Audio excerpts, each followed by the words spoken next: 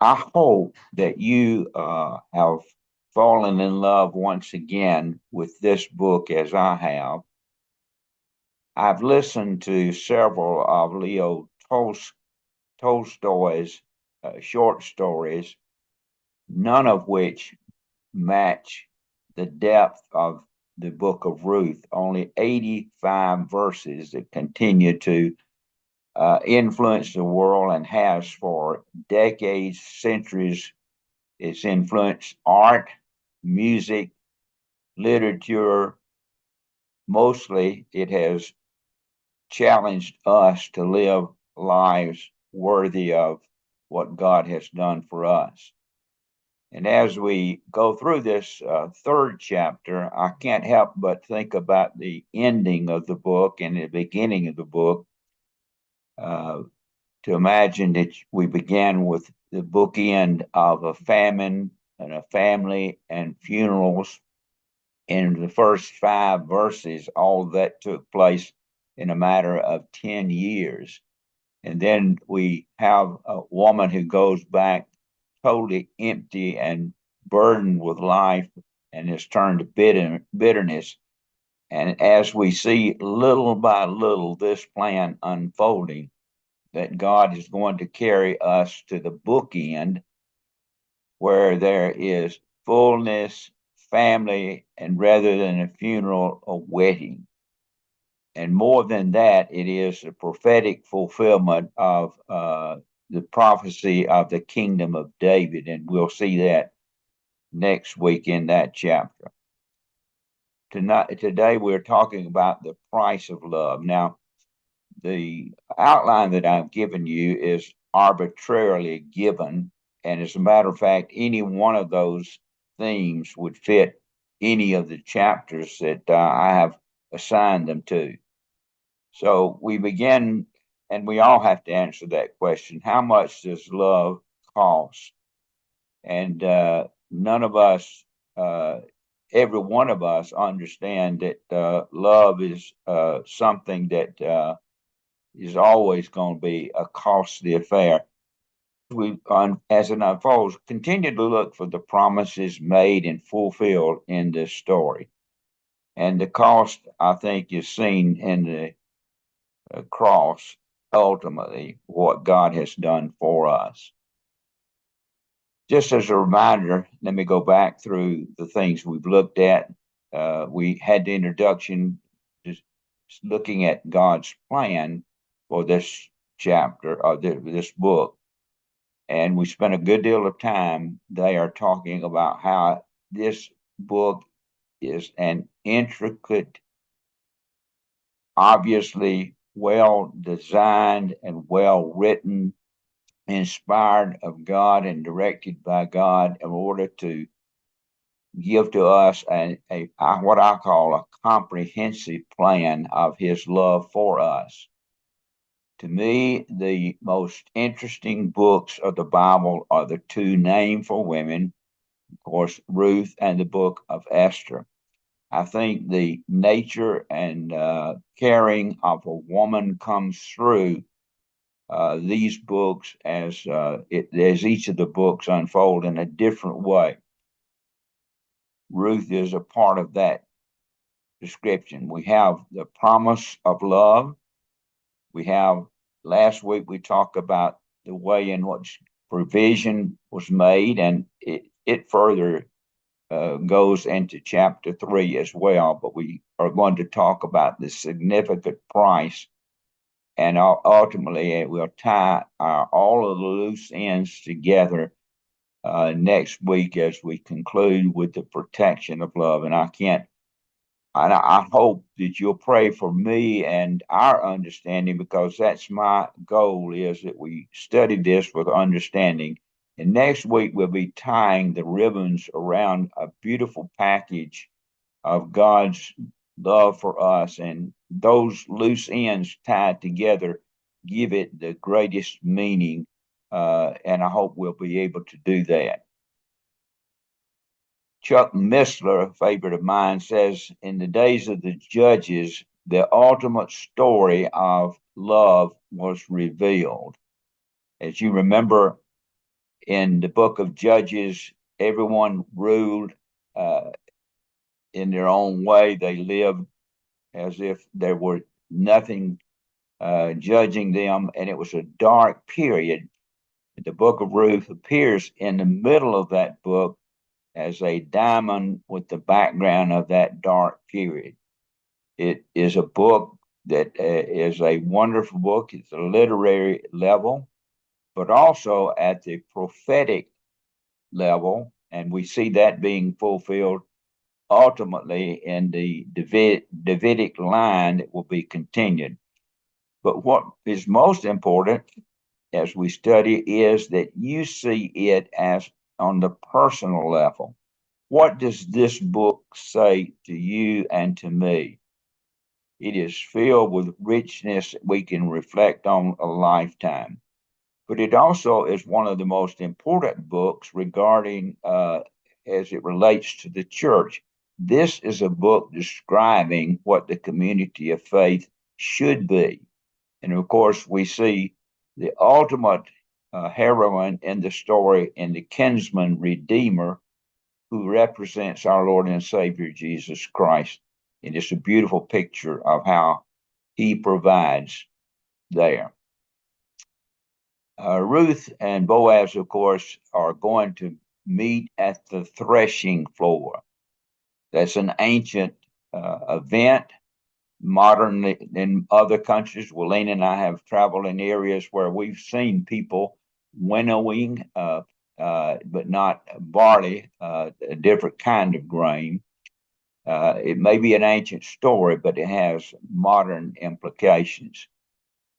Verse 1, one day Ruth's mother-in-law, Naomi, which you remember began as pleasant, now is in bitterness, but moving toward pleasantness again.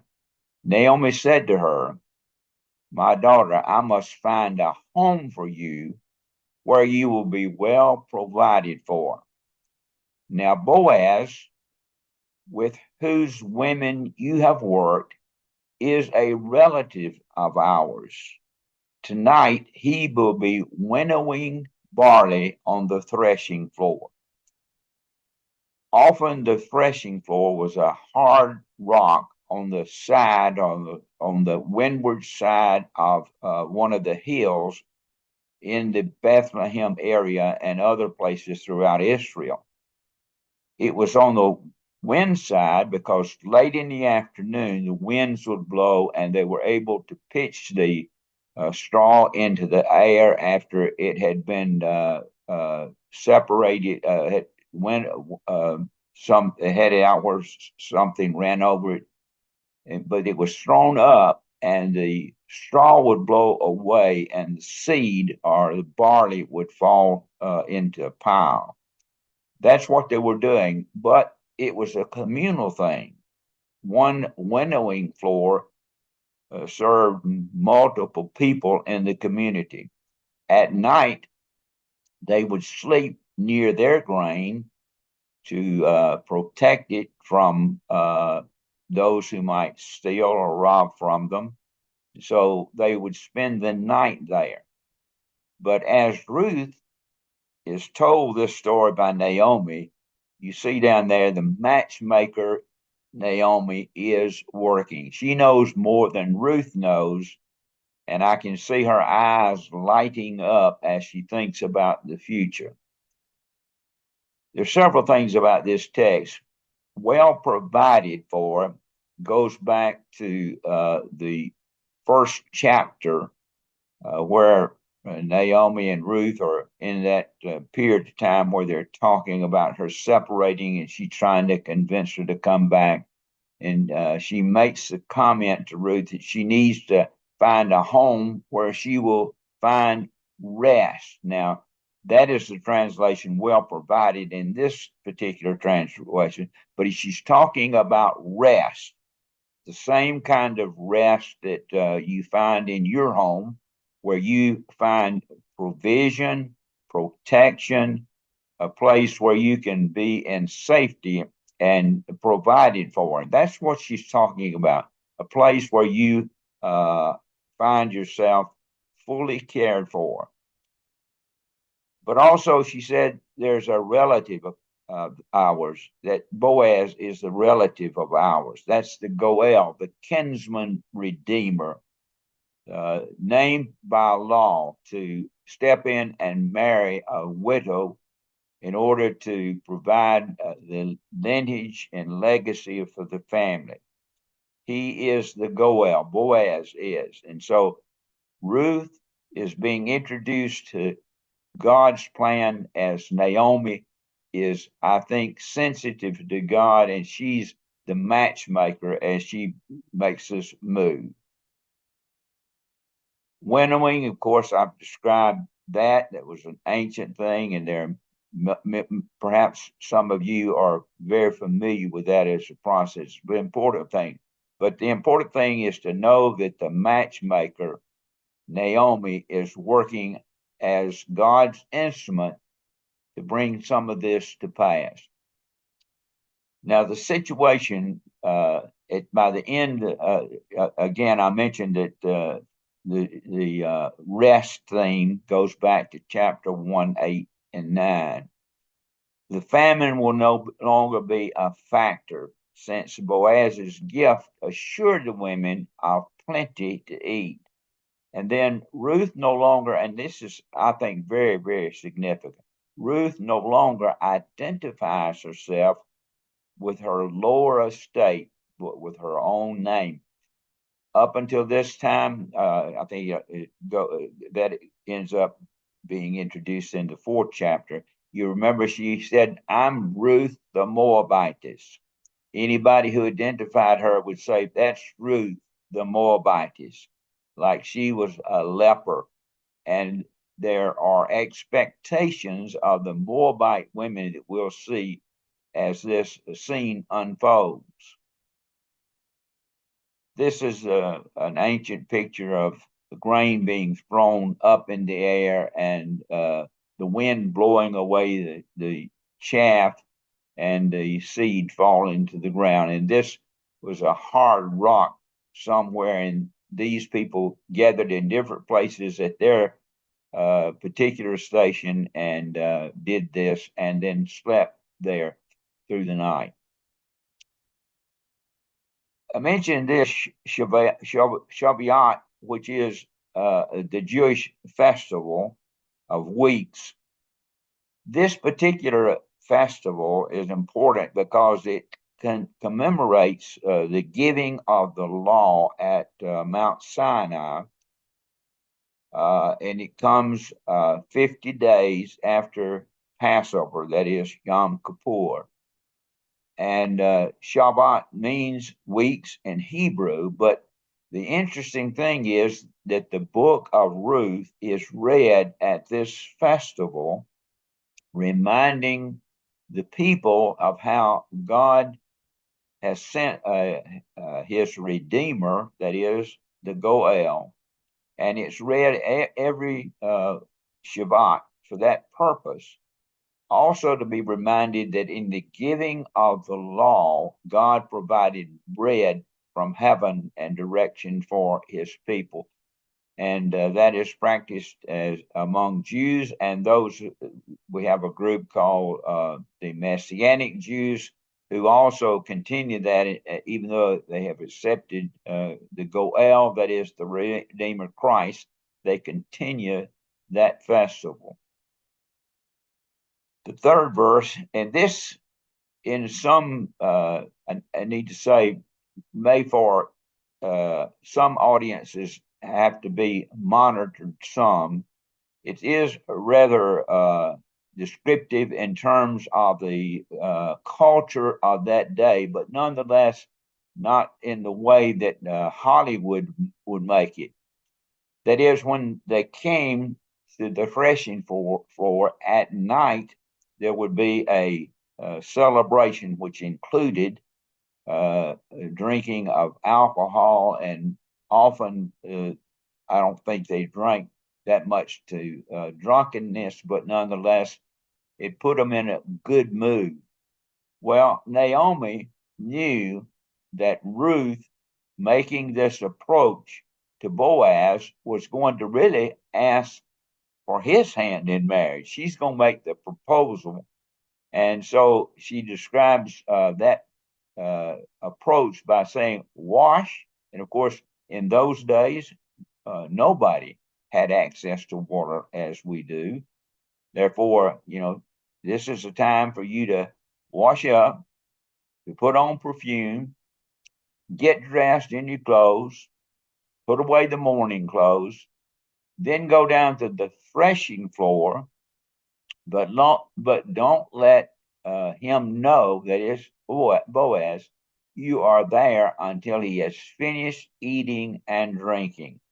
Now, a pastor up in Oregon had this described Naomi's advice to Ruth in this manner: be attractive, be attentive, be assertive, and be available.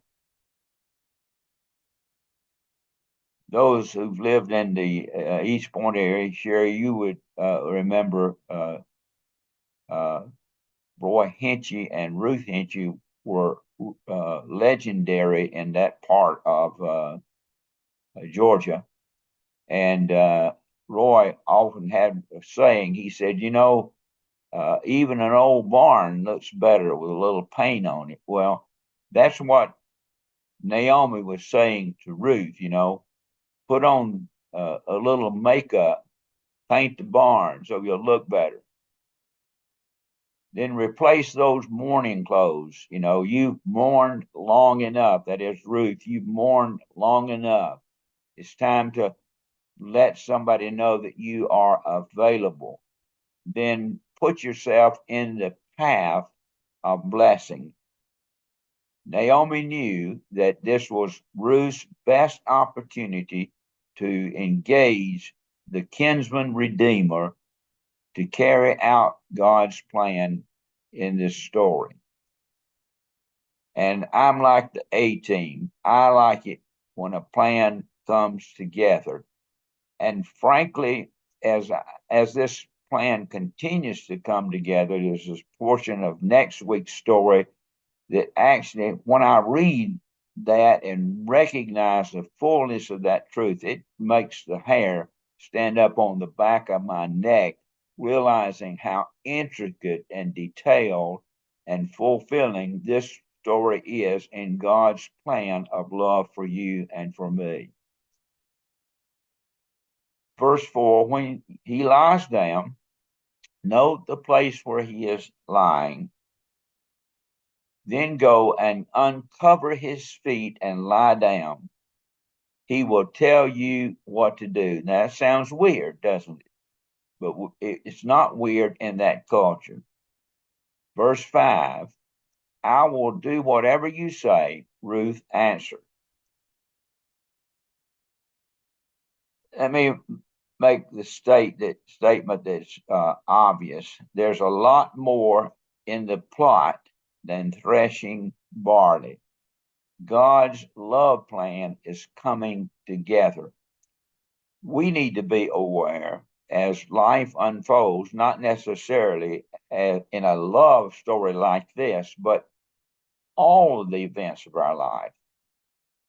God has a plan, and as someone has said, your worst setback may be the setup for the most precious gift that life offers you. That always keeps us hopeful. So that's a lot is going on. It's not just a Hallmark movie or a Hollywood setup, but it is in the setting of a natural event among men and women, God revealing his purpose of love for us in, to me, a very beautiful way. The reason she was cautioned about making sure that she just knew where Boaz was and where his grain was, where he was laying, was that any places of loneliness where men are, prostitutes frequented the threshing floor. And so anyone going in had to be careful not to be misidentified as a prostitute. Know the place. This was, in my view, the testing of the character of both both Ruth and Boaz. Someone has said character is what you do when no one is watching you. Verse 6. So she went down to the threshing floor and did everything her mother-in-law told her to do. When Boaz had finished eating and drinking, was in good spirits, he went over to lie down at the far end of the grain. Ruth approached quietly, uncovered his feet, and lay down. It's interesting to go through the Bible and just study about feet, about sandals. We know that where a man walked in that ancient day, he could walk over territory and claim it as his own. We'll see next week how sandals played an important part. I listened to a recent story by Tolstoy, which he talks about a shoemaker, and he looked out his window, and all that he could see were people walking by. He identified people simply by the feet that came by his window, and it's a beautiful story about. It's a biblical story about caring and about Jesus visiting him. Well, in that ancient day, it was common for someone to wash your feet. We remember that in the story of Jesus, and many years later than this story, it was dusty. People's feet got dirty and they got tired. And but this particular event has many sexual overtures that are seen quite different in the mind of that culture than what Boaz is and Ruth are going to. And so we're going to look at some of those things. And I present these because it's important for us to understand the culture of that day. And this is, of course, I have no idea that Ruth in that day looked as beautiful as this woman. I have a notion that she worked in the fields and she sweated. She didn't glisten like a friend of ours says of his wife. And her face was probably leathered from having worked in the sun. There were calluses. So I'm not fooled by this picture, but this is a portrayal of her laying at the feet of Boaz, and we'll read more about that shortly. But these are the things, the cultural experience and expectations of a Moabite woman. In that day, uncover was a word suggesting sexual intimacy. Feet even suggested the sexual organ.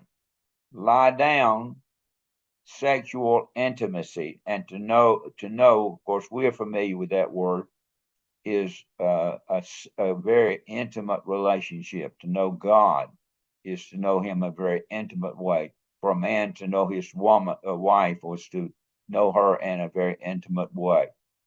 The cultural experience was this. As I said, prostitutes frequented the threshing floor. She had to be careful. She was taking a real risk going there. People talk, tongues wag. But even more than that, the people who knew that Ruth was a Moabite woman really expected her to live like this.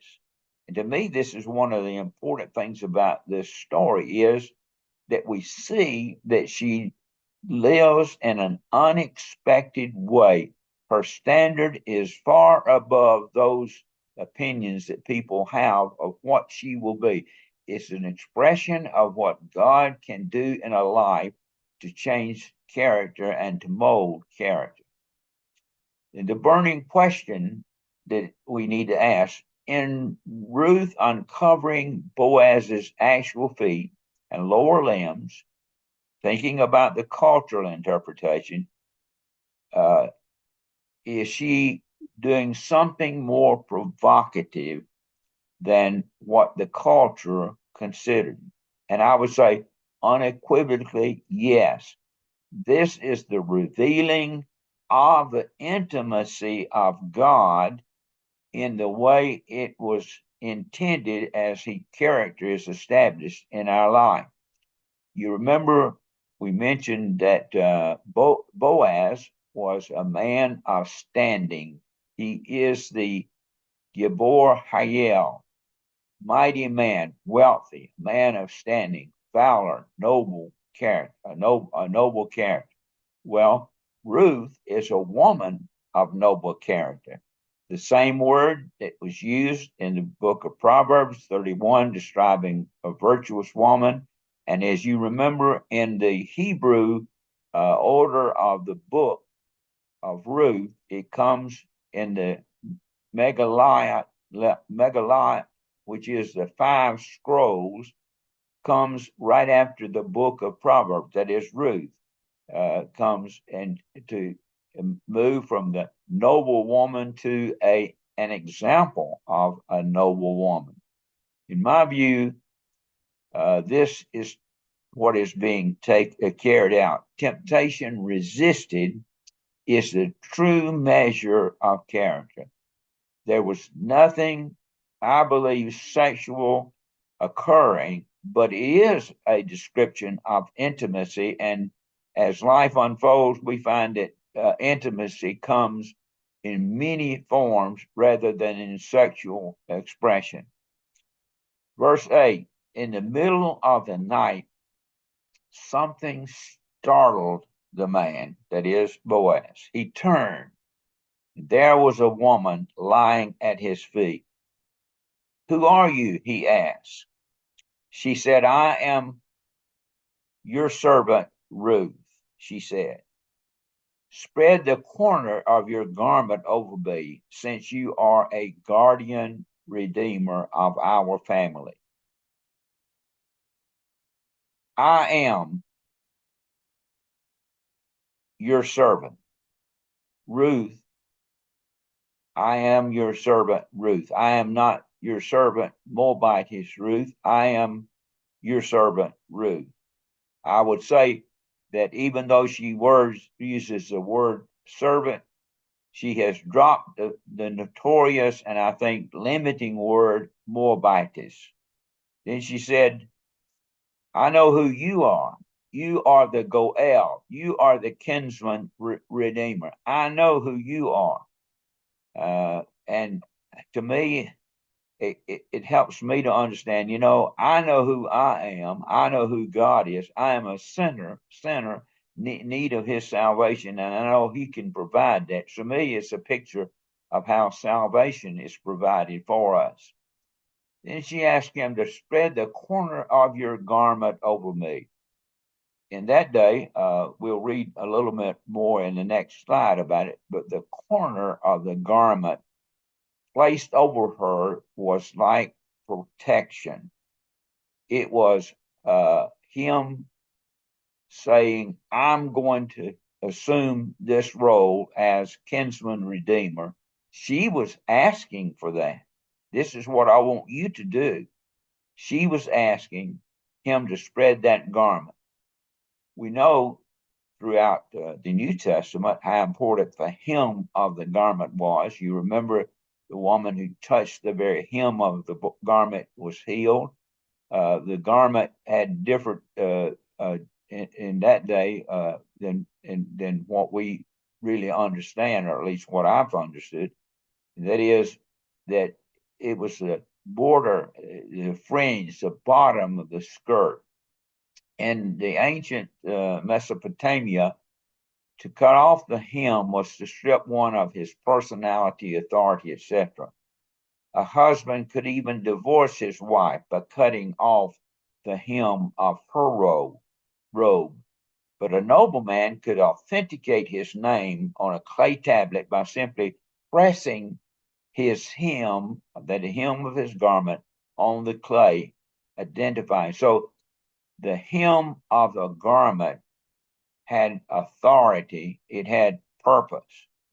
That was the reason that was accomplished. Verse 10, the Lord bless you, my daughter, he replied. This kindness is greater than that which you showed earlier.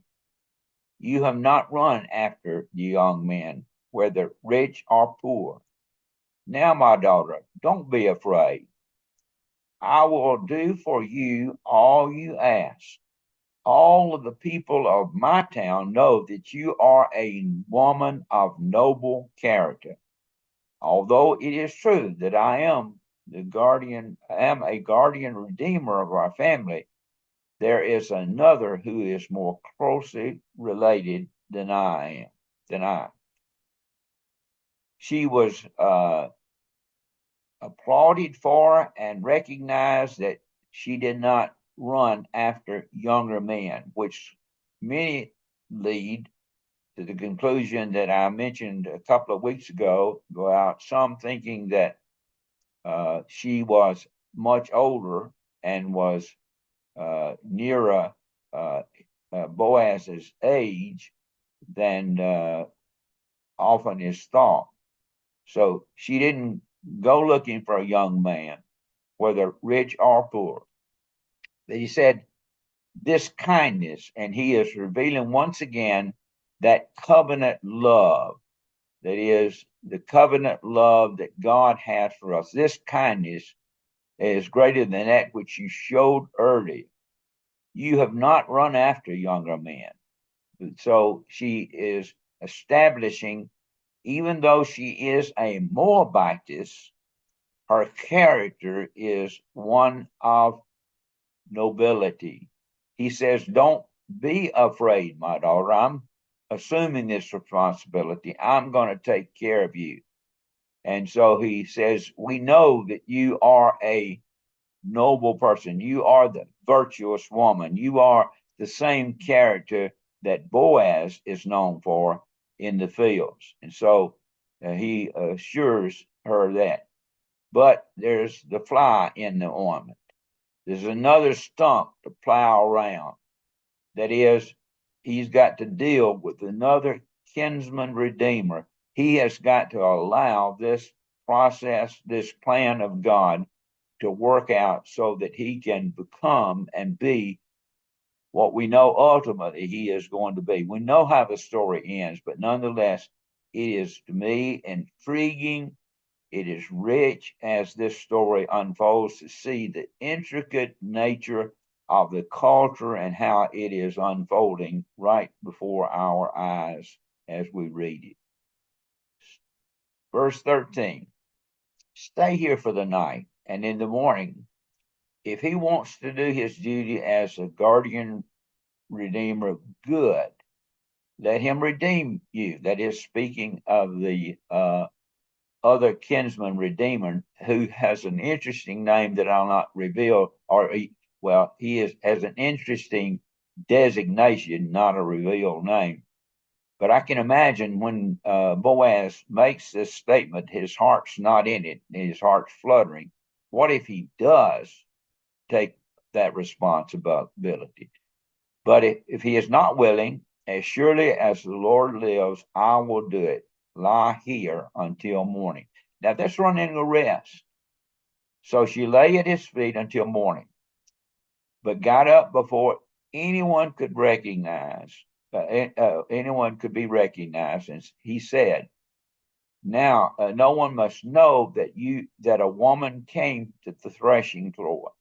I don't think he is trying to hide anything, but he's trying to protect her character and anybody wagging their tongue about what may have taken place. Verse 15, He also said, bring me the shawl you are wearing and hold it out. When she did so, he poured into it 6 measures of barley and placed the bundle on her. Then he went back to town. The 6 measures of barley are important and memorable, and we'll see that in just a moment. But the paying or the giving of the grain could be misunderstood if someone saw that, because if a prostitute had come, that was the way men would pay their prostitute for their services. So that was something that some have used to come to those, I think, wrong conclusions. No one must know, which I've already explained, her character could be jeopardized as a result. But the 6 measures of barley we'll look at now, and its importance. When Ruth came to her mother-in-law, Naomi asked, how did it go, my daughter? I can imagine that conversation. And it was like probably sticking a pin in a balloon, and Ruth began to tell her. Then she told her everything Boaz had done for her and added, he gave me 6 measures of barley, saying, don't go back to your mother-in-law empty-handed. Then Naomi said, wait, my daughter, until you find out what happens, for the man will not rest until this matter is settled. Don't go empty-handed. In the next slide, we'll learn a little more about that. Just remember the importance of that. What was ahead was meeting the minyan, that is, the 10 men who do business at the gate in the next chapter, which we'll manage next week, which is an exciting chapter as we come to the conclusion, tie up all of these ends. That's when it's going to be settled. But he simply is saying, Naomi says to Ruth, you wait. Now, while Ruth was waiting, Boaz was working, Naomi was working, God was working out the plan that we'll see as it unfolds. But the 6 barley grains is important. This is what Chuck Missler says. He said, you just sit here, daughter, until you know the matter, how the matter will fall. He sees in this that it took God 6 days to create the earth, and on the 7th day, he rested. Remember, we talked about how Naomi said to Ruth, I need to find you a marriage where you can rest, that is, where you can be provided for. He sees this 7th day as a reflection of God completing his work in creation. And when Boaz gives 6 measures to Naomi, she understands, and this is what she understands according to Missler, she understands that he is saying that he won't rest until that matter is resolved. And for us, it's an intriguing thought, and I have no problem with it in recognizing how wonderful God is working so that he can accomplish his plans in our life. And next week we'll tie it all together. But let me mention to you that after we conclude this session next week, perhaps in March, I'll have your emails. I'm thinking about doing basketball does a March Madness, about doing a study in the book of Jonah, since the book that's sort of a 4-week study of the book of Jonah. One of the most dramatic books of prophecy in the Bible is this book. The ancient Jewish scriptures often included Ruth with the book of the prophets. In Ruth, every detail is not only not only carries this romance along, it carries along the romance of redemption, and it gives us hints about God's plan, particularly the kinsman-redeemer. I'm going to stop sharing now, and we'll talk further about it.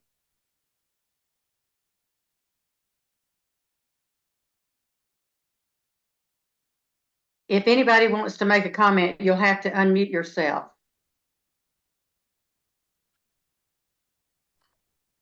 JW, that happens today, laying at the feet.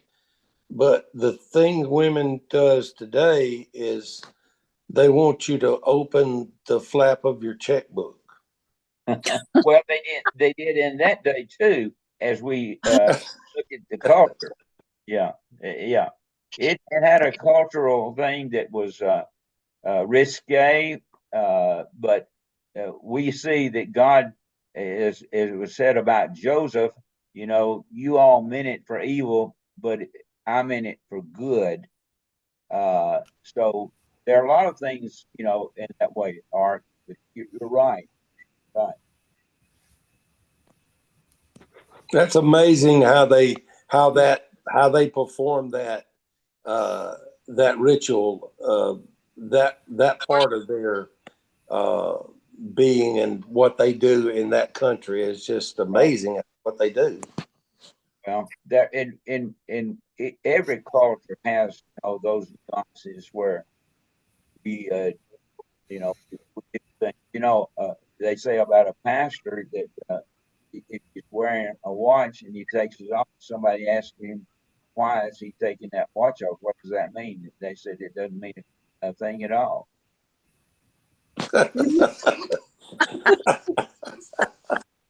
So, oh my gosh. And I invite you to any resources or things that you've found to be good and helpful to share with me, because I will continue that. I can't name a number of the hours that I've spent in reading and reflecting on these 85 verses, and I'll continue to do so because I think it's that rich, that deep, and it has meaning that I'm not even seeing myself. All right. You're doing a good job of it, brother. Anybody with any other comments? But if you, and I'll send you a link when I get this done, so that if you want to look at it again or whatever, you can. And I have a list of resources that I know some of you have received, but not everyone. And I will send that out again. And if you have any resources that you think it would be helpful to me, share those with me as well. Very good. Well, y'all have a great week, and next week we'll try to hopefully tie the ends and pieces together so that it's meaningful and helps us see the big picture of what is accomplished in this story. Y'all have a great week here. Thank you, JW. Bye, everybody. Bye. Bye. Bye. See you tonight. See you tonight. Okay. Bye.